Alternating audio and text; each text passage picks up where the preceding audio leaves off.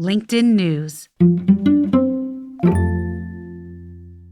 We're not built to have 50,000 people evaluate us. We're barely built to have 5 to 15 people evaluate us. God. Barely. We're all in trouble then.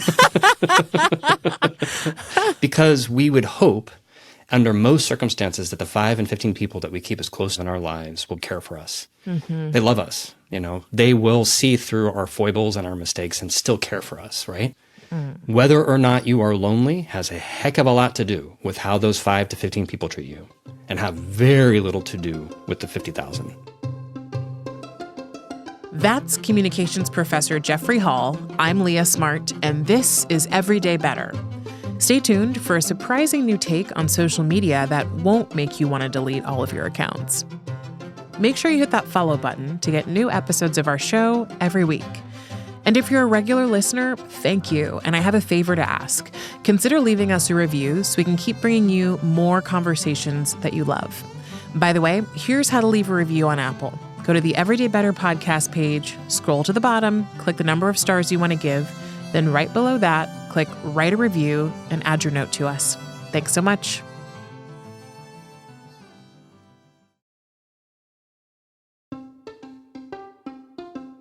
Hey everyone, from LinkedIn News, I'm Leah Smart, and this is Everyday Better, a personal development podcast where every week I sit down with some of the world's brightest minds and bravest hearts who use science and story to give us strategies for how we can flourish individually, in relationship to others, and to the world around us. So we all know toxic is a major buzzword. Relationships are toxic, your boss is toxic, your apartment's toxic, roommates are toxic. It feels a little bit overused, right? But there is a toxic relationship that I think we all struggle with, which deserves to be addressed. The one between us and our phones. Now, I've spent a lot of time fretting about my relationship with my phone. I've gone back and forth between being on and off certain social media apps because I wanted to, first of all, feel like I owned more of my time. But I also wanted to avoid some of the negative experiences that apps for social can bring, like comparisons, insecurities, misinformation, and just, frankly, that constant battle that you probably are all too familiar with of getting yourself to just stop scrolling. But I also recognize that when I'm not on social media, there's a cost. A certain dimension of my close and distant relationship seems to vanish. So I'm keenly aware of the fact that I'm missing out on sending funny memes to friends and creating this moment of, humor and shared experience, whether they live next door or across the country. I'm also missing out on the chance to keep up with old friends that I don't talk to often, but would love to know about their biggest life moments, like getting married or moving to a new city, getting a new job, having kids, even funerals. When we first signed up for our social accounts, it felt like there was some implicit promise that social media would keep us more connected to the people we loved. It would help us stay more informed, and it would maybe even help us get offline through organizing more communities. But recently, it feels like the downside of social media has been overshadowing the upside. Our chronically online world has led to the spread of misinformation. Highly tailored algorithms have led to a lot of social division. And it seems every month there's a new book or a hot op-ed that comes out telling us how social media is making us more depressed, more anxious, and lonelier. So is ditching all of our social apps and staying offline the solution? I don't think so. And I think my guest today would agree. He's here to offer a more complex perspective on how we approach social media and our framing of it in our minds. Jeffrey Hall is a professor of communication studies and the director of the Relationships and Technology Lab at the University of Kansas. And he studies the way that technology influences relationships, including the impact of social media on feelings like belonging and connectedness, as well as loneliness. When we spoke, Jeffrey had just come back from a fellowship at Harvard University's Berkman Klein Center for Internet and Society. There, he studied the positive aspects of social media. Now, I know some of your alarm bells probably went off when you heard the word positive in there. Don't worry, Jeffrey hears that a lot. And he's not here to deny the problems with our social media use, but instead to offer us a fuller picture about it. Here's Jeffrey.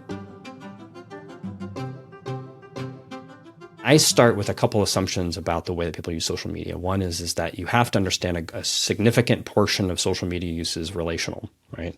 Now, the most prominent examples of that, I think, are probably through WhatsApp, through Snapchat, through texting. So they're not social media in the way that Gen X knows Facebook to be social media, but they're still part of the experience, but they're very relational. The second thing that I think of it in terms of is that it's also very boring and mundane. So yes, awful things happen on social media, no question. And I came to appreciate that, me saying, well, a huge number of people through private channels and social media do things like share pictures of themselves and their pets and their animals and jokes and memes, and they do this because they love and care about each other. I learned that that was a difficult sell for people who were looking at the big picture of hate or misinformation or political polarization. So it was really hard for me is that I had to figure out where I sit with all this.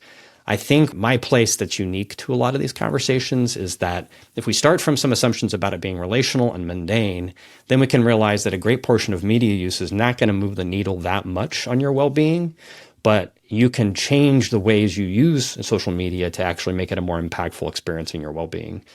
You can't make great friends, better friends necessarily through social media, but you can have access to your good friends.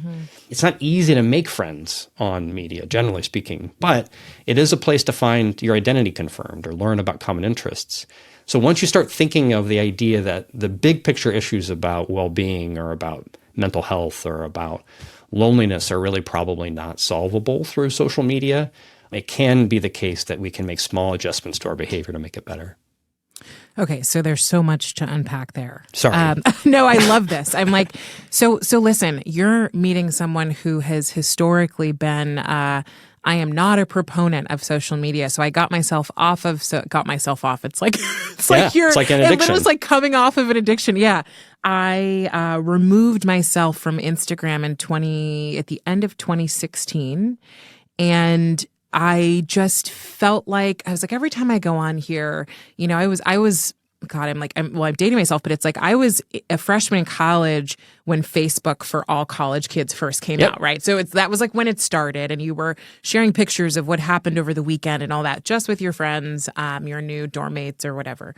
And then, of course, like fast forward, by the time it was 2016, it started to morph into the world of, Instagram and influencers. And really, it felt like looking at people's lives in order to compare not in order to, but it ends up being a comparison of your own life to theirs. It creates envy. And so for me, I'm such a sensitive person that I don't know that I can do this and thrive. So I'm actually really excited to hear, as my heart has opened up a little bit, and I'm willing to wipe this slate clean. I'm excited to hear you say, it's pretty relational and it's pretty mundane is actually the most exciting word I've heard when it comes to social media, because there's so much out there right now about how terrible it is. And that message is so strong. And that message has gotten stronger with Jonathan Haidt's book, The Anxious Generation. It's gotten stronger with, Vivek Murthy saying that we need to actually put warning labels. It's gotten stronger. So what's hard is that I have written now several review articles that talk about debunking some of these myths. But what's hard about it is that people have such a common negative experience with what the worst parts of social media, and then they categorically exclude anything that's not the worst part. So an example I'll give you is there's a friend that I have through our kids, right? We have similar age kids, and I know her in the community of Lawrence. And we crossed paths on my way to Boston to this thing. And she's like, where are you going? I'm like, I'm going to this fellowship. I'm studying these things. I'm looking at some of the positive aspects of social media. She's like, I don't buy it. I'm like, well, why not? She goes, well, this, and this. I said, yeah, but what about texting? What about DMing? What about spending time in small networks of your mom's groups? Or what about all these things? She goes, that's not social media. So what's interesting is I think a lot of people go, what social media has come down to be is overwhelmingly the negative. But if you track people's behavior, they're not spending a ton of time with hateful, nasty content. They're spending an incredible amount of time with boring content. Here's this little fun statistic. 20% of all YouTube videos are gamer videos about how to play games and how to get better at things like Smash Bros. And Roblox. And at some level, you're like, that's kind of lame or a bad use of time even. But it's not. The portion of things they found that were intentionally political or religious were actually less than 1% categorically each. It's a small part of the whole. We have come to believe that there are two things, though, to be concerned about. One is that social media seems to affect people who have existing vulnerabilities in a worser way than those who have existing social strengths or resources. If you come from an impoverished background, if you come from, or you're already depressed, if you are already experiencing some sort of challenges in your life, your experience of social media tends to be worse than does the average social media user. On the other hand, we also find, this is the other thing that's I think concerning, we're also finding that it's not a good coping tool for those who are actually experiencing declines in well-being. So the research longitudinally has found is that it typically isn't the case. You use social media and then you end up having worse well-being. It seems to be the case that as well-being declines, you turn to social media to fix it, you get worse. So that totally makes sense from a relational point of view. If I'm feeling neglected or uncared for by my peers, and I try to go to social media to fix that, that is really an unlikely solution to my lack of acceptance and inclusion, because social media is really not well equipped to provide the most positive, understanding, and warm way of being with one another. Which makes a lot of sense, right? It's sort of like what you described of if my well-being is declining, and my habitual kind of thing is to go on social media and start doing more of this, it sounds to me like a numbing tool.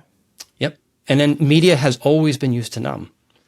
If you look at who are the people watching a lot of media, a lot, like hours and hours and hours, days and days and time, retirees, unemployed, people who are also tend to be socially isolated, right? And what are they watching? They're watching television mostly because they're adults. But what created the conditions in which that they can watch that much television, right? They're alone. They typically have no other meaningful places to go. So they sit in front of a television and they zone out, and so the arguments since the 60s and the 70s and the 80s when television became huge were this worry that it was becoming a palliative to cope with problems that television was not well equipped to offer. Fast forward 30 years, social media rises. Guess what kids are most likely to be heavy users of social media? Impoverished, lonely, isolated, parents, same group. So there's a generational shift here. Is it going to be markedly worse for Gen Z or Gen Alpha? I don't know. I think that there are a lot of trends to say things are bad right now in terms of youth mental health for sure. But is media going to fundamentally be different in the equation explaining those mental health issues than it was before? I doubt it. I just don't think that there's enough evidence over all the years of media studies to say that the consumption of media itself is the problem. The circumstances in which that you consume media are either exacerbated or not made any better through media consumption, which is a different story than saying it's the problem. Right. So we're talking about like anything can be bad if used the wrong way, right? Yeah. What I love about what you're doing and your work is you are complicating a topic that I think in general, people don't like complicated or complex topics because it makes it harder to make a decision about, are we going to do it or are we not going to do it? So I think we like duality. Is it good or is it bad? Yeah. One of the things, though, on the side of like not supporting it, and a question I have, and I think this has shifted like generationally. I'm not the core TikTok audience. Absolutely, people in my age range are on TikTok, but we were truly Instagram. And I think what shifted maybe when it comes to TikTok is being a little more real than what we've done historically. And you talk about virtual self-presentation. One question I have around this is I don't think we figured out how to do that well.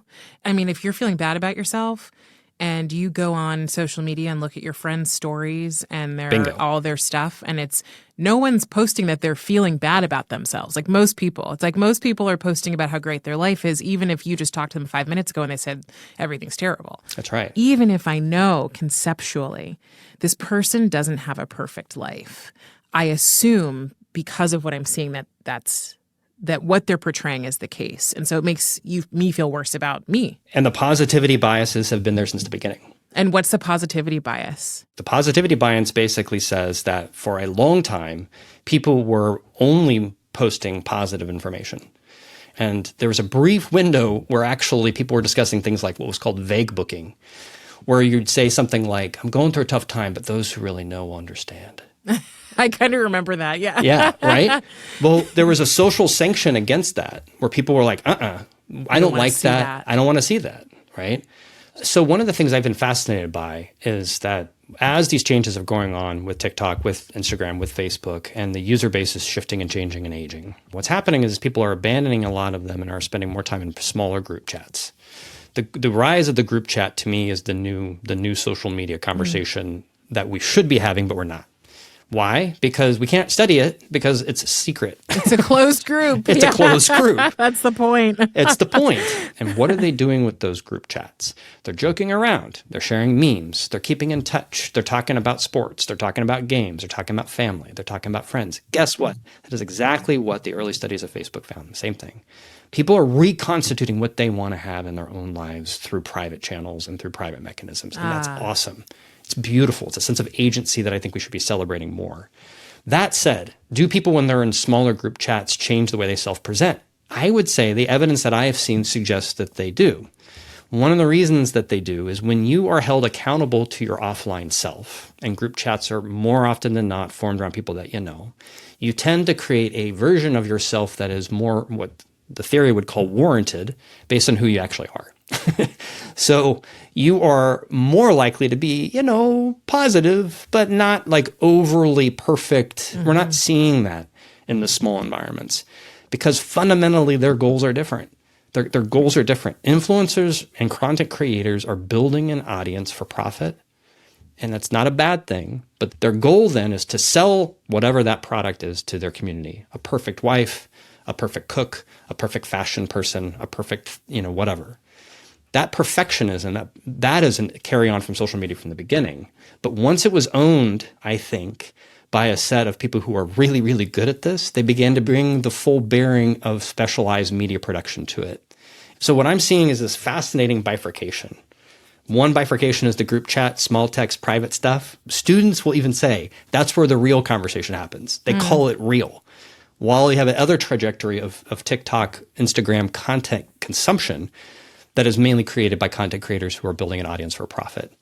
What's fascinating to me about that bifurcation is the old versions of social media have basically become dismantled in the process in between. The 350 to 500 friends that you had that you would put little snippets of your life, where is that? It's nearly gone. Mm-hmm. And what's odd is for the people who continue to have like remnants of it and hold on to their old Facebook accounts, they check in like once every couple months. Mm-hmm. Yeah. And then they go and they're like, 3 people got married, 2 people died, these people had kids. Okay, got enough, moving on. Right. But it didn't used to be that way. It used to be what's happening today? What did you do last night?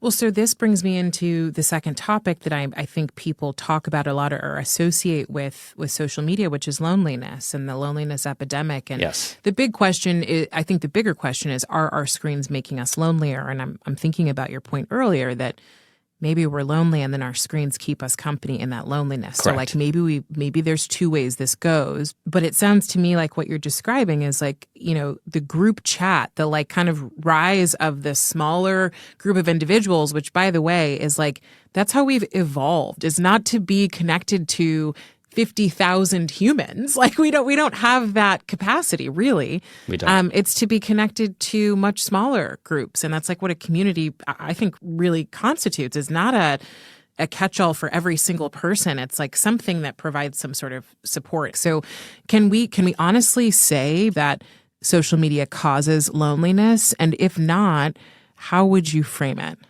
What you just said was perfect, by the way. I want to take a moment and say what you said was perfect, right? We're not built to have 50,000 people evaluate us. We're barely built to have 5 to 15 people evaluate us. God. Barely. We're all in trouble then. Because we would hope, under most circumstances, that the 5 and 15 people that we keep as close in our lives will care for us. Mm-hmm. They love us. They will see through our foibles and our mistakes and still care for us, right? That's what a friendship is. That's what family is. That's what a real romantic partner is, right? And we, evolutionarily speaking, the argument is that is where our core needs to belong or met. That's where loneliness either rises or falls. Whether or not you are lonely has a heck of a lot to do with how those 5 to 15 people treat you, and have very little to do with the 50,000. Very little to do. Except for the 50,000 could create systematic poverty, racism, or otherwise, which does contribute to loneliness. Sure. So in that sense, yes, right? But in the sense of what actionably can we do to be less lonely, tighten the circle. Talk to fewer people, keep in touch with fewer people. Don't try to spread yourself so thin. Increase the signal quality.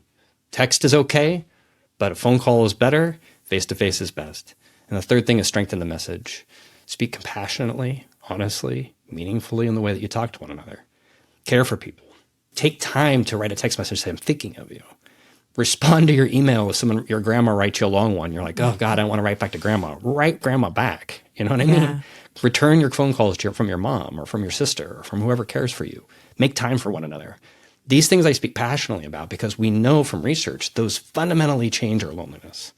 Notice none of those things are social media, but all of those things can be done through texting, phone calls, and the media generally. And that's where I think this conversation gets really watered down, is that if we just try to throw the baby in the bathwater, all media is bad, we forget there are huge, meaningful ways that social media, texting can be part of an ecosystem of connection. And we can play a role in making that ecosystem healthier and more functional. Coming up, Jeffrey explains what we can do to stop doom scrolling and start working on creating that ecosystem of connection. I think the bottom line is we have to choose to be obligated to each other at a higher level than we are right now. Oof. We have to choose to be obligated. We'll be back in just a few moments.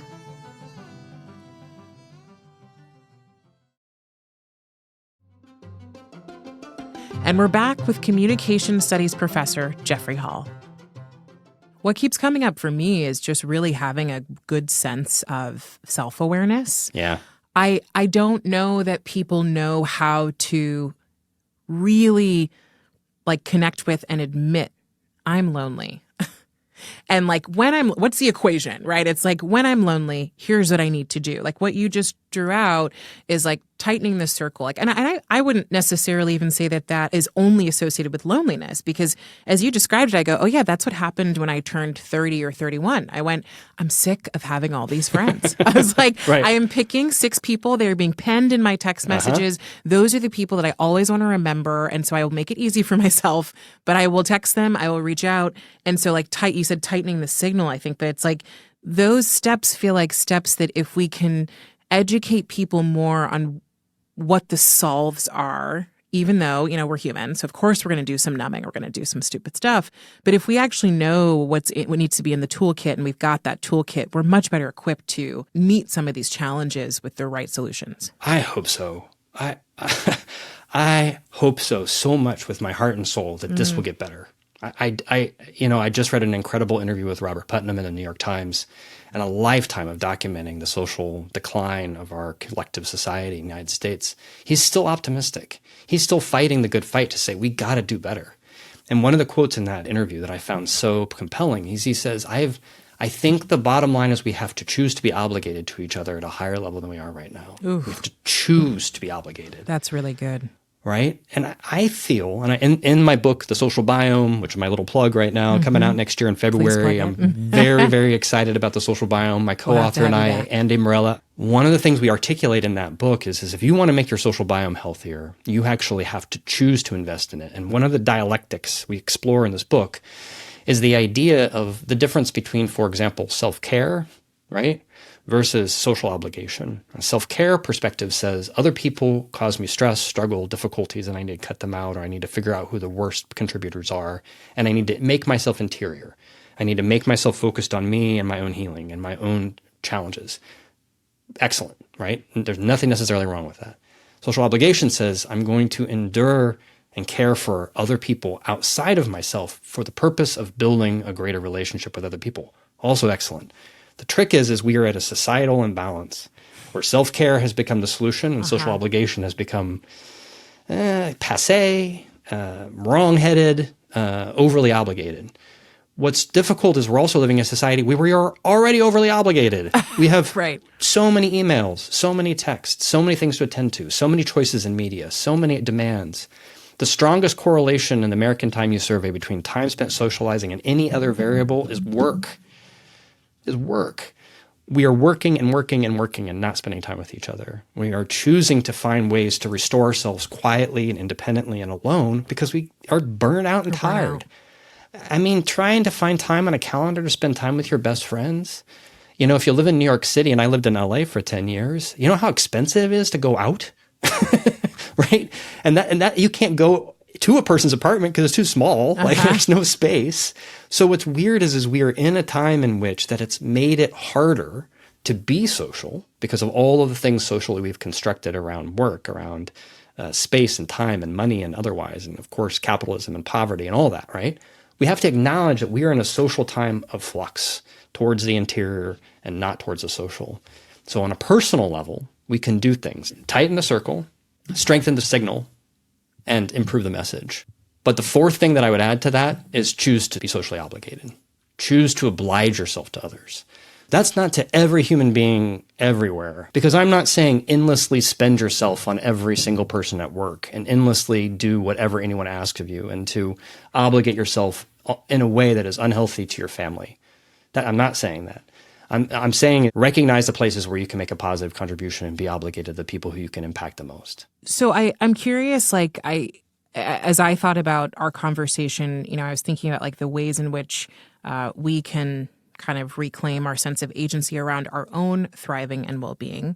The question for me is really how much involvement, larger institutions should have versus how much responsibility do we have, given many of these social media platforms are just companies who are hoping to make money off of people. So their intent Absolutely. may not be to keep us thriving. Their intent is not to keep us thriving, period. Do not. When Zuckerberg went on his listening tour in the wake of the Cambridge Analytica scandal, among other things, he was like, Facebook is for community building. It's for connection. False. Facebook is for harvesting data for the sake of advertising that is targeted to you to keep you on Facebook or Meta products now longer. Period. You are the product. You are the product for all of these things. And when you start reversing the idea that you realize that your consumption of media is not free in the sense because you're not paying for it, you are choosing to be the product. I think there's an argument to be made that youth do not have any protections of the use of their media viewing habits as product. The FCC, we can have debates about whether they do a good job or not, or whether it's outdated, or whether or not the government is doing a sufficient job. But the FCC in part was put in charge of regulating children programming, children advertising, children educational content, all of those things, because that there was an attitude that children are a vulnerable group of people who we need to be conscious of what messages they're being given through media, right? Social media has successfully allowed itself to not be seen as media because they don't produce content, they distribute content. And they've come a long way in doing things like content regulation and moderation. They've come a long way. But is it far of Probably not. Like one recent, the so-called, I think they're called the Facebook papers and Instagram papers, I can't remember, Frances Haugen's stuff. One of the arguments from that, which I find interesting, was Meta knew very well it was trying to advertise to kids because they were using kids' products in their advertising of certain channels of content. They knew it. So at some level, is there a very important need to reconsider the relationship between government agencies of regulation and corporations whose primary purpose is to harvest data about us, specifically around children? Yes, we need to have that conversation. Things need to be done. The problem is my expertise on that is so poor that I can't tell you what the solutions are. I spent a year at Harvard listening with the kind of childlike excitement just to be amongst so many prestigious folks and be part of these conversations. But my contribution was more about how people use it, less about what's the best way to regulate it, especially given free speech issues, which often hamstring any ability to regulate social media. Are there things you believe that, if you could wave a magic wand and be the functional chief connection officer at Meta and then Instagram and then all these other companies, social media platforms, are there things you would say, this is my executive order around what we should do and what we can do to actually be good stewards of the way that people connect, thrive? Boy, that's a great one. One thing that I would start with is I think that giving back agency to people about what they want to experience on social media should be a priority. And what I mean by agency is if I want my social media feed to have this content and not that content, I should choose. If I want to take out stuff that I don't want to see, I should be able to do that. If I want to have a third party curate my social media experience so I see things that are uplifting and educational and make my life meaningful to me, but not see the things that I don't want to see, which frankly probably includes a lot of advertising, then I should have the right to do that. One thing I think a lot of times we have to think about is when we're thinking of a wishful thinking of where things are, largely companies are going to do what they're legally entitled to do. They're not going to do things that are necessarily in the best interest of their consumer. So if we rethink this and say, as this is a public good, social media is a public good, and that some form of social media will exist, and then we want it to exist in the future for community building and learning and sharing, maybe there should be a public platform regulated heavily, like in the same way an NPR or a PBS is, that allows for parents to say, you can use that platform. We trust the content in here because that publicly owned space is something we all agree on the standards of conduct on this. And they're very serious about keeping children safe, or they're very serious about making sure you thrive. And if you want to have the media experience that the alternatives to this thing are offering, I bet that media experience is going to be a lot more salacious. It's going to be a lot more sexy. It's going to be a lot more titillating. But I think that we have a right as a consumer to choose for ourselves whether we don't want it. So I'm never going to tell people who prefer to watch what might be called like reality TV or trash TV or whatever. I'm not going to say you shouldn't do that. Of course, media is there for being entertained. But I also think that we should have a choice of whether we can do it or not. And I think a lot of right now, watching how Facebook has changed to Reels and advertising from what it used to be, watching Instagram make a move to try to own a lot of TikTok space, TikTok becoming the dominant platform for people under 18. These are very big changes, but are all moving us away from choice and less agency. One thing that we need to attend to as social media switches and seems to be switching very rapidly to a short form, short clip, not streaming, not long form media content. I think researchers and our public view needs to be very alert to that may be different than the way of consuming media that we're usually working to understand. And I think it may be different because the way that it quickly moves to next video is really hard for people to disengage with. It's hard for people to let go of. The algorithm also, people say, is so good that they feel like it's a mirror reflecting back at them. These things are concerning to me in a way that's different than the past because the purpose of it not only has always been to keep you on social media, but the social media it was keeping you on before was populated by content of people who you knew at least somewhat well, and a lot of people who you would say were part of your community even if you didn't know them well, right? My neighborhood community, my university community, whatever. Now it's different. We need to be aware, even though I'm not an alarmist that social media is necessarily harmful, I'm more aware that people who may want to make a meaningful change to connect with others, to stop consuming media, and to make those sometimes very scary steps towards building connections with one another, to meet new people, to get out, especially if they're going through loneliness or depression, that we need to be cognizant that interventions to get people to be able to, on their own agency, get off of social media, to be able to have the motivation or the intervention to get out and do something about that. If I was to combine what we know about where it's most dangerous for people and what would be the solution, it would be able to say, we need to find better ways to say, I need help to stop and move on to something else that's more important. So maybe that's nudge technology. Maybe that's regulation. Maybe that's social media's being able to find out who are people who are likely to be depressed, because they would probably be able to detect that based upon your viewing habits. They have all kinds of ways of being able to detect affect and detect personality from your social media consumption. Finding ways to intervene that are true to people's own agency of wanting to do it less. Yeah, I mean, I think about I don't have children yet, but I think about the idea that like you, and even myself or any of us, it's the option today, I feel like shouldn't be that either you're on it or you're off it. That's right. And that's what it feels like, is like I'm either opting in or I'm opting out. And, I've opted back in slowly and noticed how I've been like, okay, I have to physically go through and select every ad I get and say like, I don't want to see this ad, or like I have to go through and when I got back on it first, I went through every single profile I followed and I had to unfollow. And it felt like a very manual, annoying process. Yeah, it is. It's deeply annoying. Feel like, there was no support in like doing that. And at the same time for children, And for people, if I go back to your first comment that social media can be relational and also can be incredibly mundane, then the idea of keeping us out of a space in which, we may not make great friends, but can maintain friendships or can keep up with, then that doesn't feel fair. There is some really good analysis done by people who I deeply respect, one of which, Nancy Bain, who works at Microsoft right now, did a project on quitting Facebook and what was it like and how do people experience that. There have been other projects that are on basically what is Facebook to you? What is social media to you? Like, is it a neighborhood? What's the metaphor, right? And what's fascinating is listening to people, they are fully aware of what they lose when they go away. They know what they lose. They lose access to their community, to their friends, the ease of keeping in touch, the celebrations, their generation of friends growing up and having children or experiencing, the trials and tribulations of that, being informed from everything from weddings to funerals. They know what they lose, but they also know that they have this uneasy relationship with it because they're like, if I go, I don't get any of this.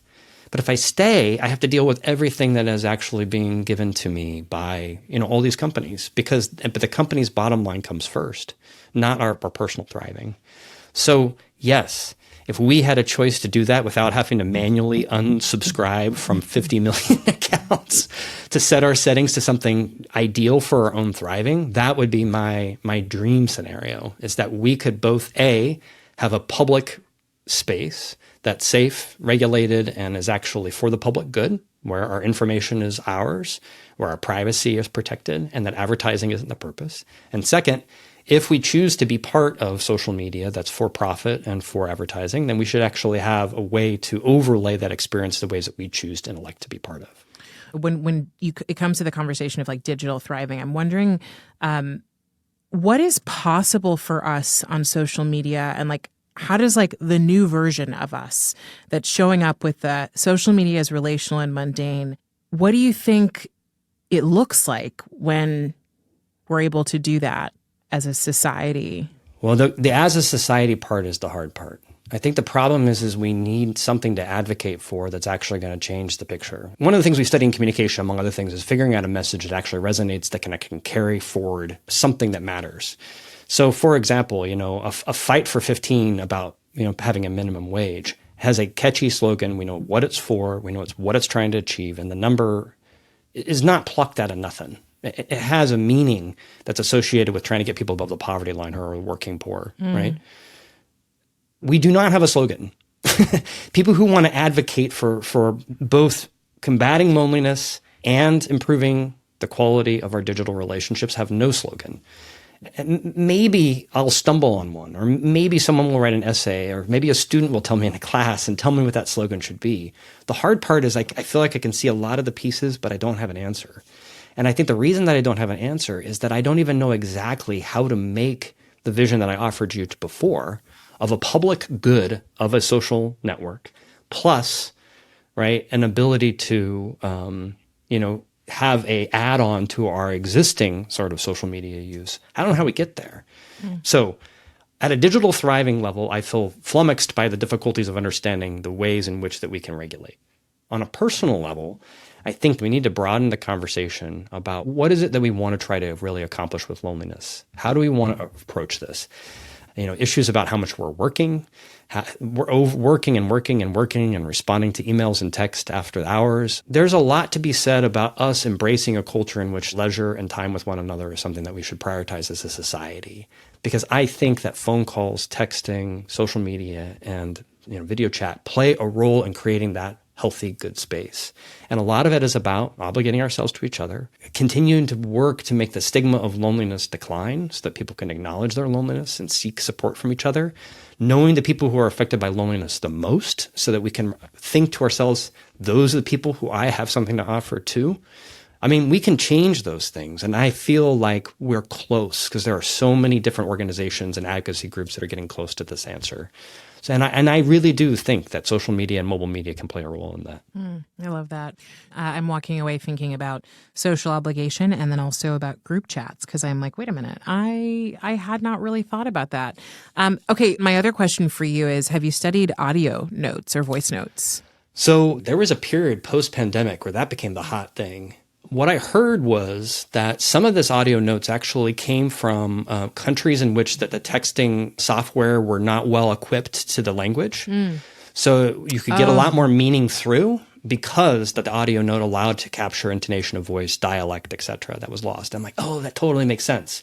People are trying to add cues back into their online experience. Makes sense. We know that phone calls may be as close to face-to-face interaction as you get. A lot of it has to do with the audio cues that you get from it. So people want to do that through text. It makes sense to me. I think the thing about it that makes me chuckle is that we chose texting because it's efficiency, and now we're putting things that could be done in a text into a voice note that takes 10 times as long to listen to.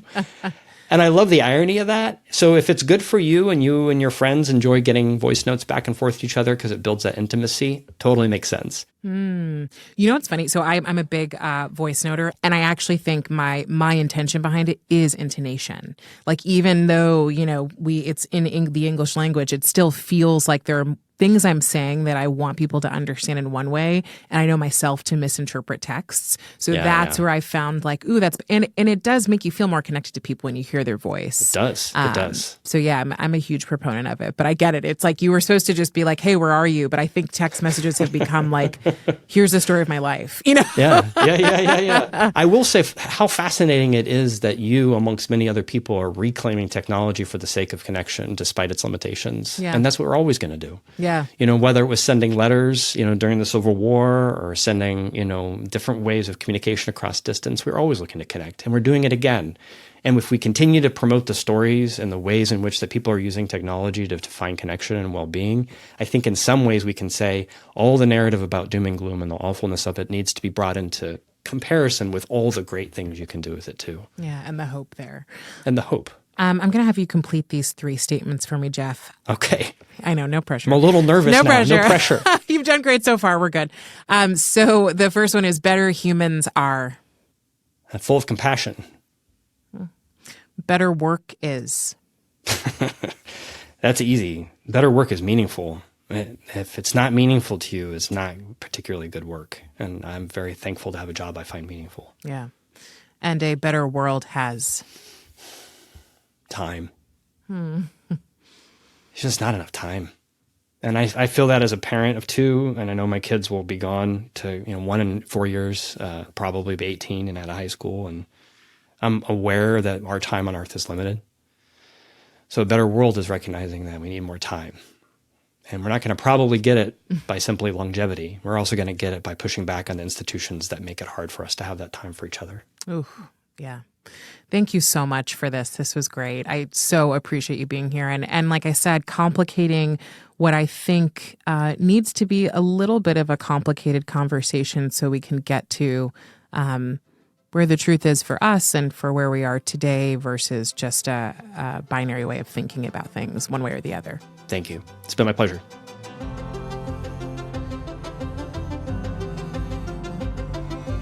That was Jeffrey Hall, director of the Relationships and Technology Lab at the University of Kansas, and co-author of the upcoming book, The Social Biome: How Everyday Communication Connects and Shapes Us.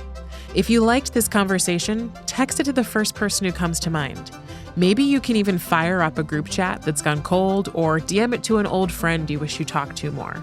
And support other people like you in finding our show by leaving us a rating before you go. Everyday Better is a production of LinkedIn News. The show is produced by Grace Rubin and Emily Reeves. Asaf Gadron is our sound engineer. He makes sure we sound good in the studio. Tim Boland mixed our show. Enrique Montalvo is the executive producer of LinkedIn Editorial Productions. Dave Pond is head of news production. Courtney Koop is head of LinkedIn Original Audio and Video. Dan Roth is the editor-in-chief of LinkedIn. And I'm Leah Smart. Thanks for coming with me, and I'll see you next week.